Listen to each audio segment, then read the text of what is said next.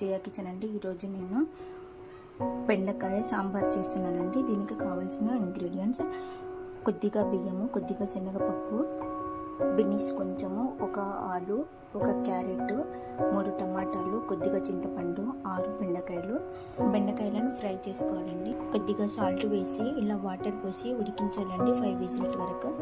ఇలా బెండకాయలను చిన్న ముక్కలుగా తీసుకొని బెండకాయ, ఉల్లిపాయలు, పచ్చిమిర్చి వేసి ఫ్రై చేయాలండి.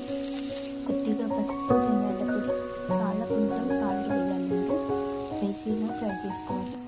ఇలా ఉడికిన తర్వాత ఇలా ఉడికించిన పప్పు, రైస్ను, పొట్టు తీసుకున్న టమాటాను మిక్సీ పట్టాలండి. ఇప్పుడు బెండకాయ ఫ్రైలోకి ఉడికించిన ఆలు, బీన్స్, క్యారెట్, కొత్తిమీర ఫ్రై చేసుకోవాలండి. ఇలా ఫ్రై అయిన తర్వాత దీంట్లో మిక్సీ పట్టిన ఈ మిశ్రమాన్ని వేసేయాలండి. దీంట్లో 1 స్పూన్ ధనియాల పొడి, 1 స్పూన్ కారము, టేస్ట్కి తగినంత సాల్ట్ వేసి ఇలా ఉడికిన తర్వాత దీంట్లో కొద్దిగా వాటర్ యాడ్ చేసుకోవాలండి.